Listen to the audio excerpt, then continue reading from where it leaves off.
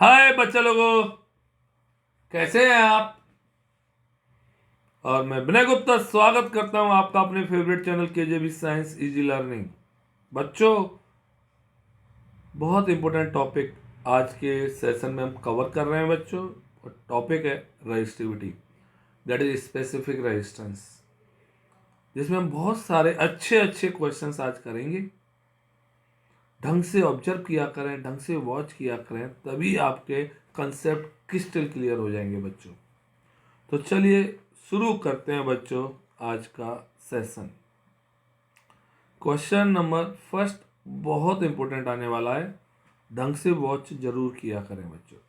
आइए, question number first, the resistance whose V I graph is given below. बच्चों, हमें एक ग्राफ दिया हुआ है और रेजिस्टेंस निकालना है इसका, है ना। तो बच्चों याद रखना, वी आई ग्राफ का रेजिस्टेंस निकालने के लिए तो याद रखना, द स्लोप ऑफ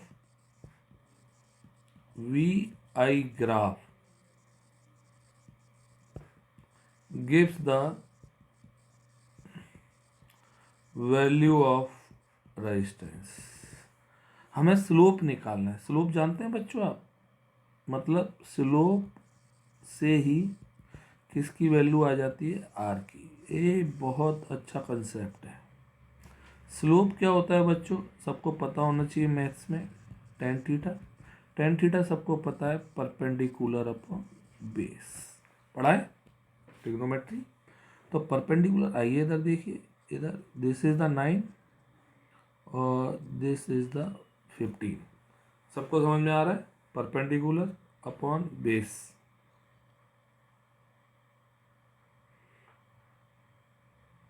पक्का, ढंग से बोला करिए, पक्का बोला करिए। तो कैसे आएगा स्लोप,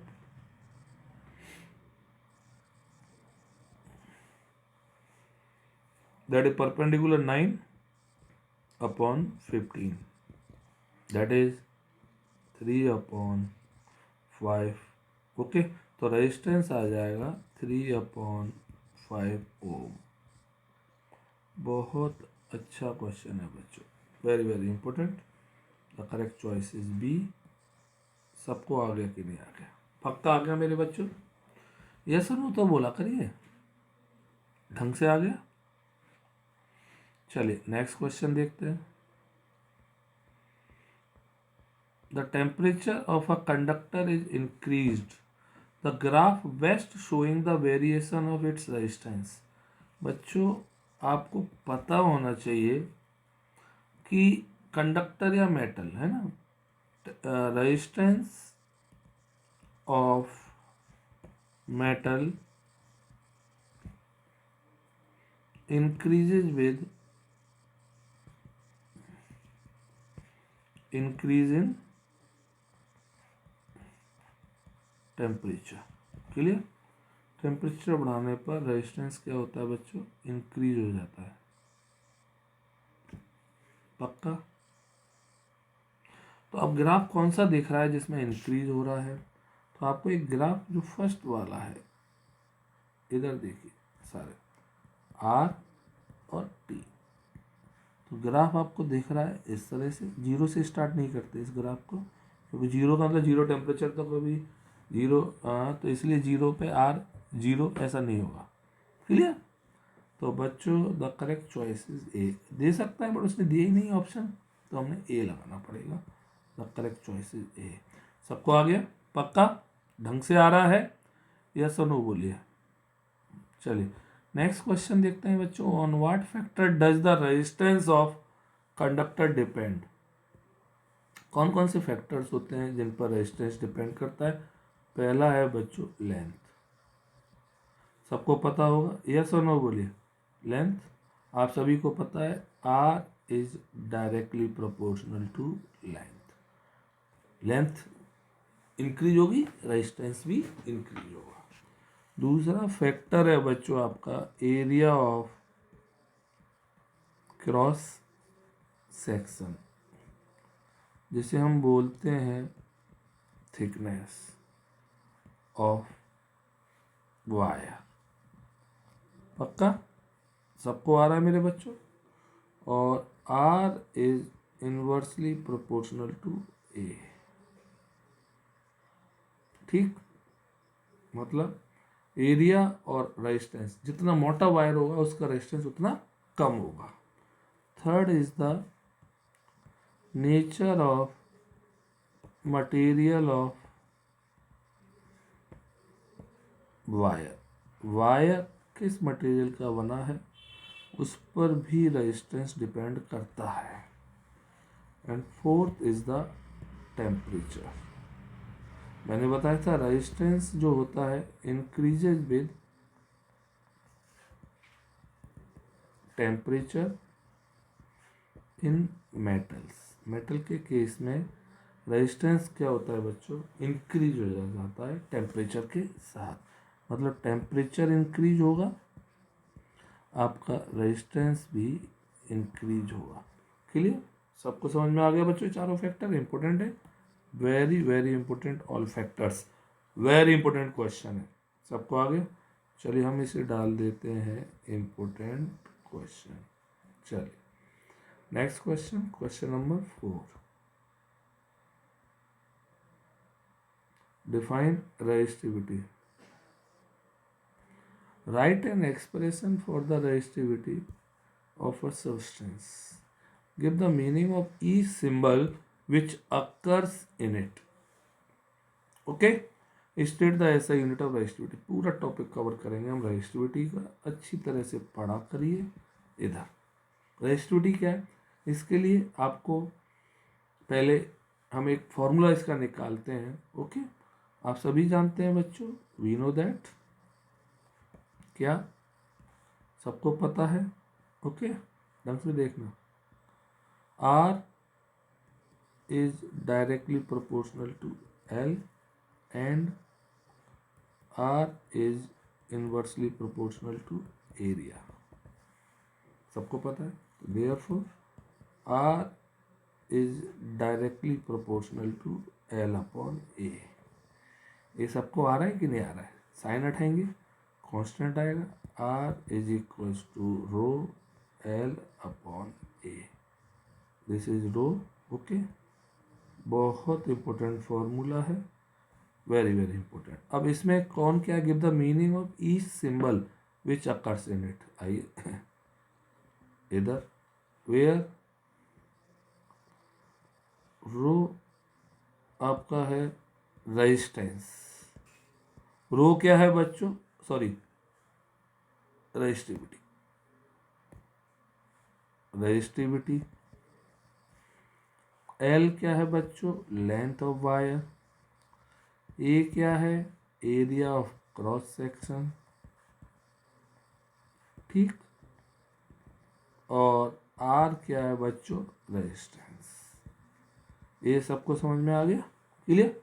अगर हम इसकी यूनिट निकालें बच्चों तो यूनिट क्या आएगी, rho equal to R A upon L. समझ में आ रहा है ना ढंग से? पक्का? तो रो की unit ohm into meter upon, sorry meter square upon meter, क्या यूनिट आ जाएगी, ओम इंटू मीटर। ये सबको आ गया कि नहीं आ गया मेरे बच्चों लोगों? पक्का? क्लियर, ये यूनिट आ गई। अब हमसे करें डिफाइन करिए, आइए डिफाइन भी कर लेते हैं इसकी।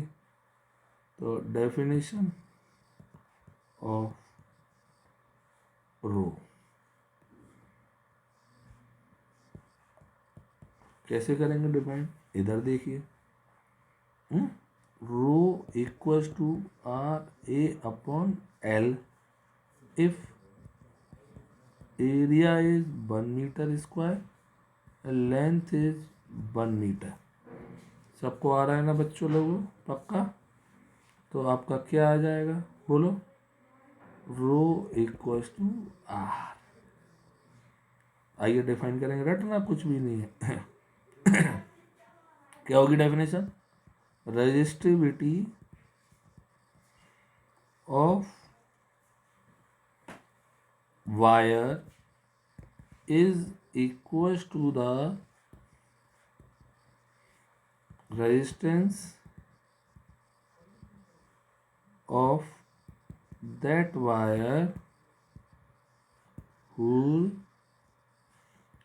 area is कितना बच्चों 1 metre square and length is 1 metre. सबको आ गया ना? अच्छा क्वेश्चन, पक्का। ये आपका 3 नंबर का क्वेश्चन बनता है बोर्ड में, इम्पोर्टेंट डाल देना ये क्वेश्चन, वेरी इंपॉर्टेंट क्वेश्चन। सबको आ गया कि नहीं आ गया? ढंग से बताइए सबको आ रहा है कि नहीं आ रहा है? पक्का आ रहा है ना ढंग से? चलिए नेक्स्ट क्वेश्चन देखते हैं आपका, क्वेश्चन नंबर 5। अच्छा क्वेश्चन है, इम्पोर्टेंट, टफ, ओके, इम्पोर्टेंट। देखते हैं, out of the 2 wires P and Q shown below, which one has greater resistance? Justify it. Clear? आइए कैसे निकालेंगे, हमें बताना इन दोनों में से किसका रेजिस्टेंस ज़्यादा होगा। आइए तो वायर P के लिए है ना, फॉर वायर P वायर के लिए आपको क्या देख रहा है, इधर देखिए, ये वाला P वायर है, ये वाला Q वायर है। P वायर हमें फॉर्मूला होता है R equals to rho L upon A, तो ये आ गया P वायर। क्लियर? सबको आ रहा है कि नहीं आ रहा है? यस और नो बोलिए। अब फॉर वायर क्यू वायर के लिए क्या देख रहा है आपको, इधर देखना ढंग से, क्यू वायर है ना, आर इक्वल्स टू लेंथ तो एल है, तो rho into L, but area उसने कर दिया है हाफ, आपको पतला दिख रहा है, ए अपॉन 2। पक्का आ रहा है ना? तो आप देखिए, अब इसे आर पी मान लेता हूँ मैं और इसे आर क्यू मान लेता हूँ। सबको आ रहा है कि नहीं आ रहा है? क्लियर? अब आपको इसको मैं ऐसे लिख दूँ, इस फॉर्मूले को, आर क्यू इक्वल्स टू, है ना, ढंग से देखना, रो एल अपॉन ए, और ये 2 पर जाएगा तो इंटू 2। नहीं आया समझ में बच्चों? सबको आ रहा है? क्लियर? तो आपका जो रो एल अपॉन ए जो दिया हुआ है, तो R Q equals to this rho L upon A किसके बराबर है, आर पी, तो 2 इंटू आर पी। ये सबको आ गया कि नहीं आ गया? जल्दी बोलिए सबको आ रहा है कि नहीं आ रहा है? पक्का? तो जो क्यू वायर है उसका रेजिस्टेंस पी वायर के 2 टाइम्स है, तो किसका रेजिस्टेंस ज़्यादा होगा? Therefore Q wire has higher resistance. Clear? पक्का? सबको आ गया? ढंग से आ गया ना? अच्छा क्वेश्चन था बॉस, और सीधा सीधा है यार, सीधा सीधा।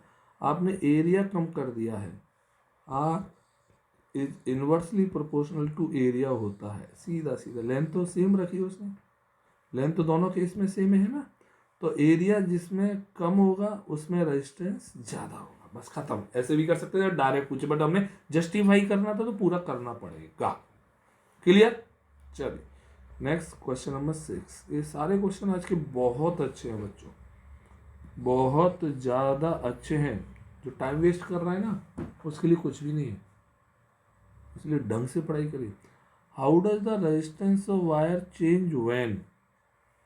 First point, its length is tripled. आप सभी को पता है R is directly proportional to L. ऐसे क्वेश्चन आते हैं जब हम एल को ट्रिपल कर रहे हैं 3 टाइम्स, तो आर भी कितना हो जाएगा, 3 टाइम्स, सीधा सीधा। ओके, तो पक्का रेजिस्टेंस बिकम्स, देखिए है ना, रेजिस्टेंस बिकम्स 3 टाइम्स। ये आ गया फर्स्ट। सबको आ गया कि नहीं आ गया? सीधा सीधा, सीधा सीधा आ गया। सेकंड पॉइंट कह रहा है इट्स डायमीटर इज ट्रिपल्ड। चलिए सेकंड पॉइंट देखते हैं। सेकंड, डायमीटर को ट्रिपल कर रहा है, क्लियर? इधर डायमीटर इज ट्रिपल, ढंग से देखना इस क्वेश्चन को, डायमीटर ट्रिपल है ना, हाँ चलिए। अब हमें डायमीटर, हमें फॉर्मूला क्या आता है, R equal to rho L upon A. Length पे असर नहीं पड़ रहा, रो पे असर नहीं पड़ रहा, एल पे नहीं पड़ रहा, ए पे पड़ रहा है ना।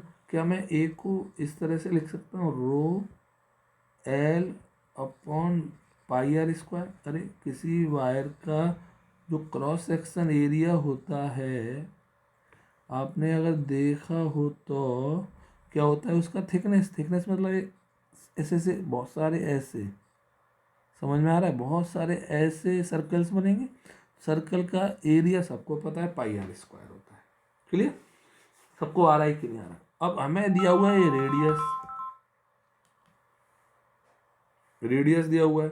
अब सबको पता है radius equals to diameter upon 2, सबको पता है यहाँ तक, यस और नो बोलिए, पता है ना। तो R equals to rho L upon pi, R की जगह रख रहा हूँ डी, तो डी का स्क्वायर अपॉन 4 हो जाएगा, यस और नो बोलिए। अरे मैंने आर स्क्वायर की जगह आर की वैल्यू रख दी, तो डी स्क्वायर अपॉन 4, तो देयर फोर क्या आ जाएगा, इधर सारे लोग देखेंगे, आर इक्वल्स टू क्लियर, समझ में आ रहा है ना, पक्का। क्या आ गया, 4 रो एल अपॉन पाई डी स्क्वायर। इसको मैं ऐसे लिख सकता हूँ, नहीं लिख सकता।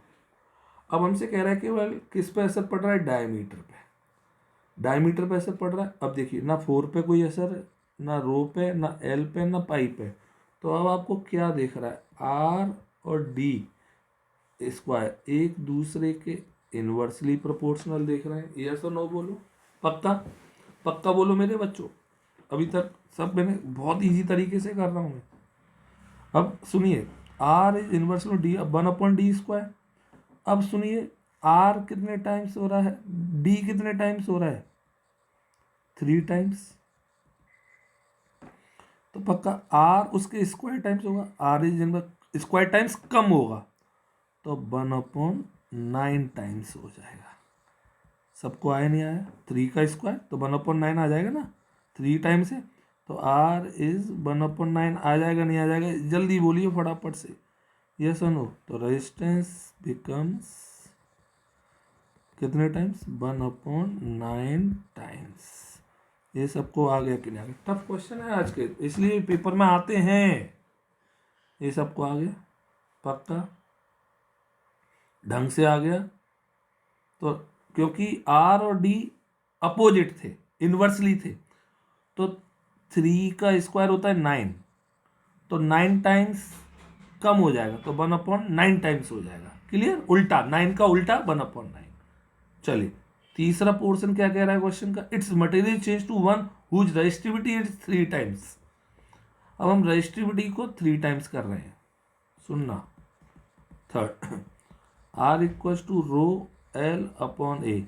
ना तो एल पे कोई असर पड़ रहा है, नो चेंज, और ना एरिया पे कोई असर पड़ रहा है। जो रो है वो आपका 3 टाइम्स हो रहा है।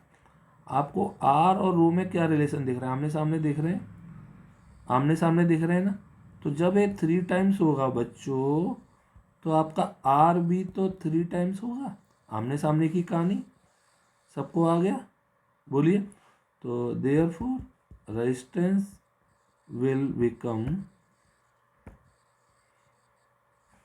3 टाइम्स। तो ये अच्छे क्वेश्चन थे बच्चों, तीनों बोर्ड में काफ़ी बार आए हैं। इंपॉर्टेंट क्वेश्चन डाल दीजिए इसको, सबको समझ में आ गया होगा। क्लियर, चलिए क्वेश्चन नंबर आता है आपके पास 7th। The figure below shows 3 cylinder copper conductor along with their face. बहुत अच्छा क्वेश्चन है, सुपर क्वेश्चन है भैया, सुपर। क्लियर, चलिए। with their face areas and length. Discuss in which geometrical shape the resistance will be highest. चलिए बहुत दीजिए, area दिया हुआ है, लेंथ दी हुई है, इसका area a half, length 2L, area 2A, length L/2, सबका निकालेंगे। तो पहले निकालेंगे रेजिस्टेंस R1 का, इसका R1, R1 क्या होता है फॉर्मूला, रो L/A, क्योंकि L रख दिया यहाँ से, यस और नो, और एरिया रख दिया यहाँ से, तो आपका R1 आ गया। तो R1 equals to row L/A, ये R1 आ गया। क्लियर, पक्का आ रहा है सबको ठीक ढंग से। अब मैं दोबारा से यहाँ पे R1 को कॉपी करके लिख दे रहा हूँ। R1 इक्वल्स टू आ गया रो L/A, ये तो आ गया इसका। चलिए अब इस पे आ जाइए। यहाँ पे क्या है, R2 निकालना है इसके लिए, रो पक्का, और L की जगह हमें रखना है 2L, तो रो इंटू 2L, और एरिया की प्लेस पे हमें रखना है A/2, A/2। क्लियर, सबको आ रहा है कि नहीं आ रहा है, पक्का आ रहा है ना बच्चों, 100% आ रहा है। तो बच्चों इधर देखिए ढंग से, R2 इक्वल्स टू क्या आ गया, क्या आ गया जी, 4, जो 2 ऊपर जाएगा तो 4 इंटू रो L/A। क्लियर, पक्का। तो R2 को मैं ऐसे लिख सकता हूँ 4, और इसकी जगह मैं वैल्यू पुट कर दूँ किसकी, R1 की, R1 इक्वल्स टू 4R1। सबको आ गया, यहाँ तक आ रहा है कि नहीं आ रहा है। अब हम थर्ड केस पे आ जाते हैं। इधर देखिए, आप इस वाले थर्ड को देखिए, कितनी अच्छी तरह समझ में आ रहा है ना आप सभी को। R3 देखिए, अच्छा मुझे कैसे पता चलता है आपको समझ में आ रहा है कि नहीं आ रहा है, क्योंकि हमें पता है कि आप इसी तरह से बहुत अच्छी तरह समझ सकते हैं। R3, आइए रो L की जगह में क्या रखना है बच्चों, L/2 है ना, तो L/2, 2 नीचे आ जाएगा, और एरिया की जगह क्या रखना है, 2A, 2A। तो R3 इक्वल्स टू क्या आ जाएगा, 1/4 इंटू रो L/A। क्लियर, तो R3 equals to, A value किसकी है, जल्दी बोलिए फटाफट से, R1 की है, तो 1/4 R1। सबको आ रहा है कि नहीं आ रहा है, पक्का। तो R3 इक्वल्स टू R1/4, ये था। अब आपको ये तीनों दे दिए उसने, तो आपको सबसे ज़्यादा किसका दिख रहा है, ये R2 है ना, तो देयरफॉर R2 हैज़, क्या क्वेश्चन है, मतलब ये वाला फिगर, सेकंड फिगर क्वेश्चन है क्या, रेजिस्टेंस विल बी हाईएस्ट, तो पक्का R2 has largest value. Okay, so second figure has highest R। ये सबको आ गया कि नहीं आ गया मेरे बच्चों। अगर हमसे कहते तीनों का ऑर्डर निकालो, ऑर्डर, तो ऑर्डर में आपका देखिए, मैं दोबारा वैल्यू लिख दे रहा हूँ बच्चों तीनों की, है ना, R1 रो L/A, R2 4R1, R3 R1/4। अगर हमसे कहता अरेंज करिए इंक्रीजिंग और डिक्रीजिंग ऑर्डर है किसी में भी, तो बच्चों सबसे ज़्यादा किसका दिख रहा है आपको, R2, फिर किसके बाद किसका दिख रहा है, R1, और सबसे कम किसका दिख रहा है, थर्ड। बहुत टफ क्वेश्चन था, सबको आ गया वो, मतलब सबसे ज़्यादा है सेकंड फिगर का, फिर फर्स्ट फिगर का, और सबसे कम है बच्चों थर्ड फिगर का। The most important question of the chapter, बहुत बार पूछा जाता है। अभी सबको समझ में आ गया कि नहीं आ गया, क्लियर, पक्का 100%। चलिए next question, out of the 2 wires X and Y shown below, which one has greater resistance? Justify your answer. Clear, आइए बहुत ईजी, कुछ भी नहीं। इन क्वेश्चंस को आपको टेंशन लेके करना ही नहीं है, 2 तरीके से कर सकते हैं आप, है ना। तो आप देखिए यहाँ पे wire X, for wire X x wire के लिए आपको क्या दिख रहा है, ए दिया हुआ है ना, और एल इसने मार्क करना भूल गया है, वो एल दिया हुआ है। क्लियर। तो अब हम आर ठीक equals to rho L upon A, ये हो गया एक्स के लिए। अब फॉर वायर वाई, वाई के लिए बच्चों उसने आर, इसे आर एक्स मान लो, इसे आर वाई मान लेता हूँ, कोई प्रॉब्लम नहीं है। अब देखिए रो एल, एल हमें उसने दे दिया 2L, twice of length 2L, और एरिया उसने हमें बेटा सेम दिया हुआ दोनों का ए। तो R Y equals to twice of rho L upon A. तो R Y therefore R Y equals to क्या आ गया, 2RX। अरे मैंने जो रो एल अपॉन ए है इसकी जगह ए वाली वैल्यू रख दी, RX आ गया। तो किसका किसका ग्रेटर रेजिस्टेंस दिख रहा है बच्चों, किसका ग्रेटर रेजिस्टेंस दिख रहा है आपको, Y, therefore Y has greater resistance. सबको आ रहा है रेजिस्टेंस। अब देखिए इसको हम शॉर्टकट में कैसे करते, सीधा सीधा एरिया पे कोई इम्पैक्ट नहीं पड़ रहा, लेंथ डबल हो रही है, R is directly L, L double होगा 2 टाइम्स, तो आर भी 2 टाइम्स हो जाएगा। ये शॉर्टकट है। अब सबको शॉर्टकट समझ में आ गया सीधा सीधा। तो किसका ज़्यादा होगा, किसका ज़्यादा होगा, वाई का। दोनों तरीके बता दिए आपको, जो अच्छा लगे वो कर सकते हैं। बट ये जो फर्स्ट मेथड है ये अच्छा है, इसमें हमने क्यों जस्टिफाई भी किया, अपने आंसर को जस्टिफाई करने को पूछ रहा है। समझ में आया बच्चों, पक्का ढंग से आ रहा है कि नहीं आ रहा है, सही से बताइए। बहुत अच्छे क्वेश्चन है। नेक्स्ट है आपका 9th question, what happens to resistance of a conductor when temperature is increase and why. सुनिए, बहुत अच्छा क्वेश्चन बच्चों। रेजिस्टेंस ऑफ कंडक्टर, कंडक्टर बोलो या metal, resistance of conductor okay is increased okay when temperature is increased। ऐसा क्यों होता है, वैसे तो डिटेल में आगे की क्लास में, बट फिर भी बता दे रहा हूं, बिकॉज ओके पक्का, जो मेटल आयंस होते हैं, मेटल आयंस वाइब्रेट मोर रैपिडली। अरे जब आप टेम्परेचर बढ़ाएंगे तो काइनेटिक एनर्जी बढ़ती है more rapidly, which due to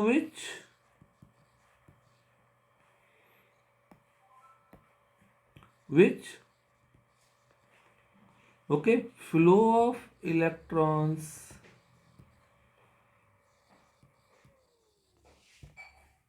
decreases।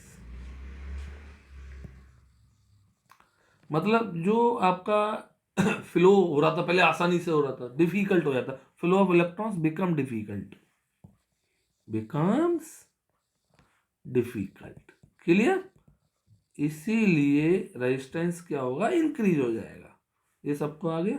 तो देयरफॉर आपने याद रखना, टेम्परेचर बढ़ाएंगे रेजिस्टेंस बढ़ेगा। ये बहुत अच्छा टॉपिक है। सबको आ गया मेरे बच्चे लोगों, 1 नंबर का क्वेश्चन आता है, बहुत इंपॉर्टेंट। चलिए नेक्स्ट क्वेश्चन, क्वेश्चन नंबर 10। हो क्या है क्वेश्चन, देखते हैं भैया लोगों। A cylindrical conductor of length L and uniform area of cross section A and resistance R. बच्चों ये सारे क्वेश्चंस बहुत इंपॉर्टेंट है, याद रखिए। समझ में आ रहा है ना। और cylindrical conductor length L and uniform area of cross section A has resistance R. एक और conductor, another conductor of length 2L and resistance R of the same material has area of cross section. हमसे कह रहा है क्या, सुनिए इस question को मैं आपको पूरा समझा रहा हूँ, ढंग से वॉच करना है ना, इधर देखना। और सिलेंड्रिकल कंडक्टर लेंथ एल, एक सिलेंड्रिकल कंडक्टर है, लेंथ कितनी देर अभी देखते हैं।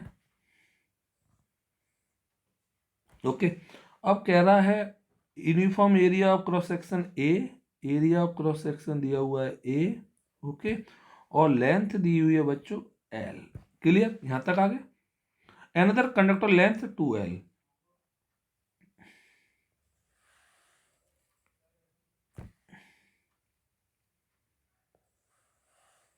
सबको आ रहा है कि नहीं आ रहा है?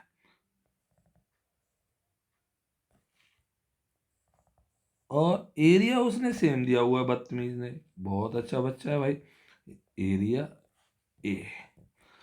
तो बताना है बच्चों, another conductor length 2L and resistance R of the same material. Material दोनों का सेम है, मतलब दोनों का रो सेम है, रो और रो। क्लियर है? एरिया ऑफ क्रॉस सेक्शन हमें निकालना है, एरिया ऑफ क्रॉस सेक्शन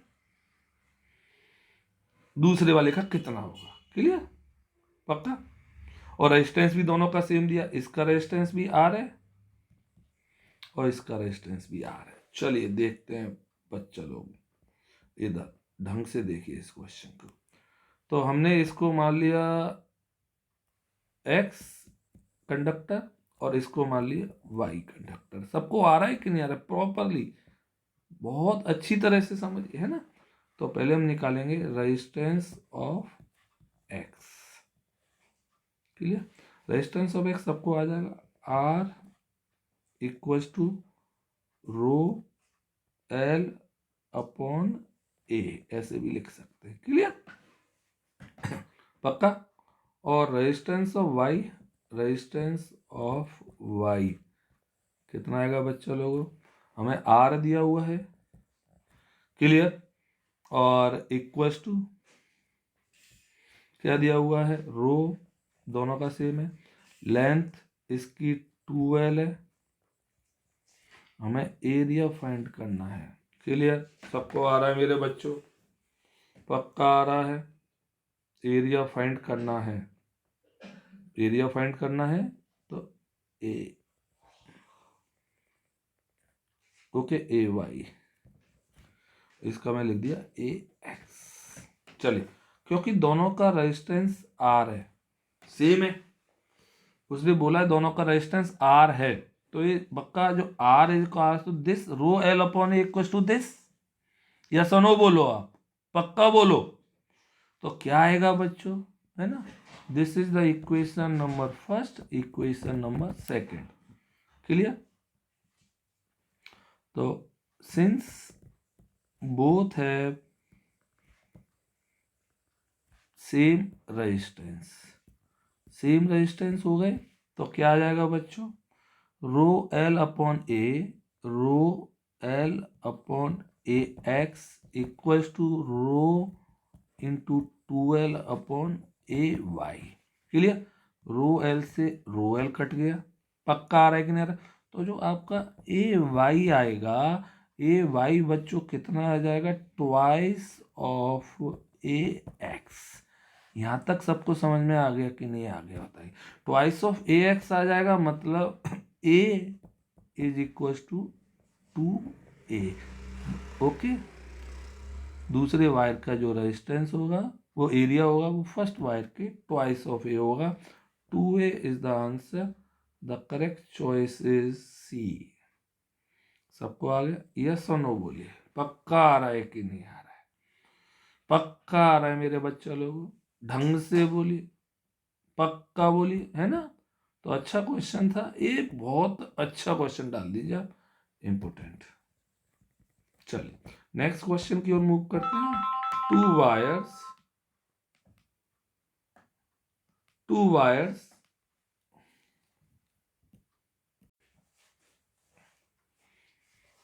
तो देखो नेक्स्ट क्वेश्चन बच्चों, to wires, one of copper and other of manganese. Manganese का अलॉय होता है ना, और कॉपर तो आपको पता है सबको, एक मेटल होता है, have equal length and equal resistance. Clear? Which wire is thicker. बहुत अच्छे क्वेश्चन है। Given that resistivity of copper is lower than that of manganese. अब इस क्वेश्चन को ढंग से देखना। सबसे पहले हम क्या करेंगे बच्चों पहले हम फॉर कॉपर इस तरह से कंपेयर करें ना, जब भी ऐसे क्वेश्चन आए तो कोई ज्यादा टफ नहीं होते, है ना। R equal to rho L upon A. Okay, R1 लिख दूं, नो टेंशन। ओके, और फॉर मैंगेनिन। मैंगेनिन मैंने बोला बच्चों एक अलॉय होता है, क्लियर। अब R2 equals to rho L upon A, दोनों आ गए आपके सामने। अब क्या कह रहा है, one of have equal length और इक्वल रेजिस्टेंस। इक्वल लेंथ है यानी कि इसे L1 मान लो, इसे A1 मान लो, और इसे रो 1 मान लो, इसे रो 2 मान लो, इसे L2 मान लो, इसे A2 मान लो। खुश सारे के सारे। क्या क्या कह रहा है, क्या क्या इक्वल है, लेंथ इक्वल है और रेजिस्टेंस इक्वल है। लेंथ इक्वल है तो L1 equals to L2, clear. और रेजिस्टेंस इक्वल है तो R1 इक्वल्स टू R2। यहां तक सबको आ गया। अब जब R1 इक्वल्स टू R2 है तो पक्का दिस इक्वेशन का जो ये पार्ट है, जब राइट साइड इक्वल है तो लेफ्ट साइड भी इक्वल होंगी। यस और बोलिए, लेफ्ट इक्वल है तो राइट इक्वल होगी। यस और नो बोलिए सारे बच्चे ढंग से, क्लियर। तो हम क्या कर सकते हैं बच्चा लोगों, इधर देखिए, इधर सारे बच्चों। तो अब हमने क्या किया, rho 1 L1 upon A1 equals to rho 2 L2 upon A2। अब हमें क्या क्या, L1 और L2 भी बराबर है, इसलिए मैंने काट दिए, दोनों कट गए, बाय बाय बोल दिया हमने इनको, बाय बाय बोल दिया। तो अब क्या बचा बच्चों आपका, rho 1 upon A1 equals to rho 2 upon A2, clear. अब क्या कह रहा है जी, सुनिए ढंग से, बहुत अच्छी बात, क्लियर। तो विच वायर इज थिकर, किसका वायर मोटा होगा। क्या मैं इसको ऐसे लिख सकता हूं बच्चा लोगों, रो 1 अपॉन रो 2, और क्या लिखूंगा, बोल जल्दी बोलो, A1 अपॉन A2, इस तरह भी लिख सकता था मैं, क्लियर, पक्का। अब सीधा सीधा आपका जो समझ में आ रहा होगा एक कहानी, वो क्या आ रही है कि रो 1 रो 2 और A1 A2, तो कौन सा वायर थिकर होगा। तो आप देख रहे हैं रो इक्वल्स टू होता है RA अपॉन L। यहां पे हम वैल्यूज भी निकाल सकते हैं अगर कुछ भी दे इसमें, ओके। लेंथ सेम है, रेजिस्टेंस सेम है, तो रो और ए एक दूसरे के क्या हो जाएंगे, डायरेक्टली प्रोपोर्शनल हो जाएंगे, क्लियर। तो जिसका रो ज्यादा होगा उसका ए ज्यादा होगा, ये सबको समझ में आया। तो किसका रो ज्यादा है, रो किसका, रेजिस्टिव कॉपर मैग्नीशियम का रो ज्यादा है, मैग्नीशियम का रो ज्यादा है तो उसका एरिया भी ज्यादा होगा। तो आंसर क्या आएगा, मैंगनीज, क्लियर। ये टफ क्वेश्चन था, इस क्वेश्चन को मैं दोबारा कल आपको कराऊंगा फिर वापस से, क्योंकि आज स्पेस कम था यहाँ पे, तो अच्छी तरह से क्वेश्चन समझ में आ गया होगा आपको। अभी देखिए मैंने ऐसे क्यों किया, क्योंकि वो रेशियो भी निकलवा सकता था वैल्यूज देके। डायरेक्ट करना है तो आपको एक कंसेप्ट लगाइए बस, सीधा सीधा डायरेक्ट खत्म, क्लियर, सबको आ गया। रो और ए दोनों आमने सामने दिख रहे हैं, दोनों एक दूसरे के डायरेक्टली प्रोपोर्शनल हो गए, क्लियर। चलिए next question, question number 12, okay. Calculate calculate the resistance of the wire using the graph. Wire, इसका हमें क्या निकालना है, रेजिस्टेंस निकालना है। अब रेजिस्टेंस निकालना है कैसे निकालते हैं बच्चों रेजिस्टेंस, आप सभी को रेजिस्टेंस का फॉर्मूला पता है, बी अपॉन आई। सबको आ रहा है कि नहीं आ रहा है भाई, पक्का। सॉरी। अब V, अब क्या क्या दिया हुआ है, सुनना ढंग से हमें, जो V दिया हुआ है आप कोई सा भी ले लें इस तरह से। अब मैंने आपको अभी फर्स्ट क्वेश्चन और ए वाला क्वेश्चन है ना, ये दोनों क्वेश्चन बिल्कुल एक जैसे हैं बट अपोजिट है।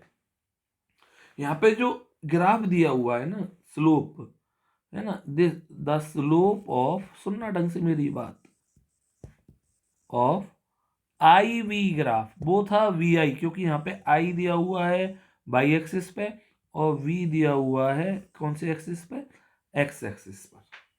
फर्स्ट वाला क्वेश्चन देखेंगे उसमें वी दिया था किस पर, बाई एक्सिस पे, उसे वी आई ग्राफ बोले। The slope of I V graph gives the value of 1/r, उल्टा हो जाएगा क्योंकि आई वी ग्राफ हो गया। तो बच्चों 1/r किसके बराबर आएगा, स्लोप के बराबर आएगा। स्लोप सबको पता है मेरे बच्चों लोगों, बहुत अच्छी तरह से देखेंगे। स्लोप क्या होता है, tan theta perpendicular upon base. सबको आ रहा है ना, यस और नो बोलिए। परपेंडिकुलर अपॉन बेस, परपेंडिकुलर आप यहाँ पे ले लीजिए 0.2, इसको ले लीजिए 4, ये बेस बन जाएगा, या इसको 0.1, इसको 2 ले लीजिए।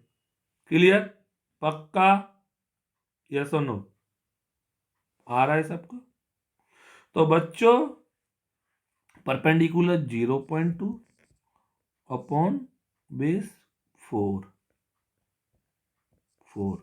कितना आएगा बच्चों, 1/r, 1/r इक्वल्स टू कितना आया, पॉइंट उठाया 40 हो जाएगा, तो that is 2/40। Okay, that is 1/r equals to 1/20। हमें निकालना r था मेरे बच्चा लोगों, तो r इक्वल्स टू 20 ओम।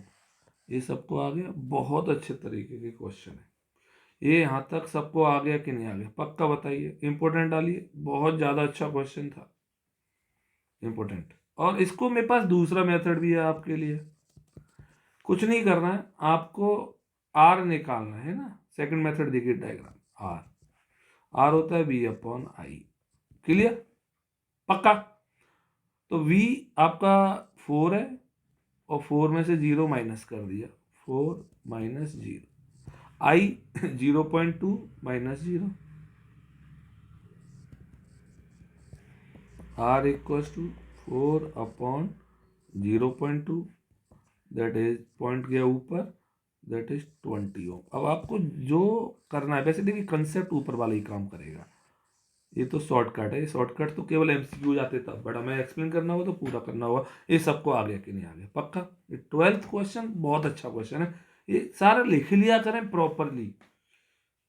तो बहुत अच्छी तरह से आज का हमने बच्चों सेशन किया, बहुत इंपॉर्टेंट है, बहुत बार पेपर में क्वेश्चंस आते हैं, और जरूर आप दम से करिए, खूब सारा पढ़ा करिए, थोड़ा थोड़ा करके आप बहुत अच्छे होशियार हो जाएंगे। ओके, तो लाइक करिए, सब्सक्राइब करिए, शेयर करिए उन बच्चों के साथ जो पढ़ना चाहते हैं खूब सारा। बोलो बाबा अम्मा की जय। गुड नाइट बच्चों, बोलो बाबा अम्मा की जय।